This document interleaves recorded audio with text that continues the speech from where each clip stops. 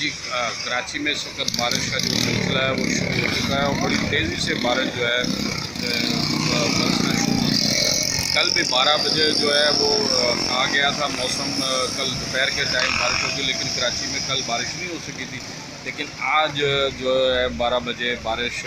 تیزی سے برسنا شروع ہو چکی ہے جگہ جگہ کراچی کے مختلف علاقوں کے اندر۔ پرسوں جو ہے 5 بجے کے قریب بہت تیز بارش ہوئی اور کل بھی جو ہے لانڈی اور کراچی ایئرپورٹ کے علاقوں کے اندر بارش ہوئی، لیکن صدر اور ناظم آباد اور دیگر علاقوں کے اندر بارش نہیں ہو سکی تھی۔ آج جو ہے بارش بڑی تیزی سے ابھی برسنا شروع ہو چکی ہے۔ محکمہ موسمیات نے کہا تھا کہ بارش جو ہے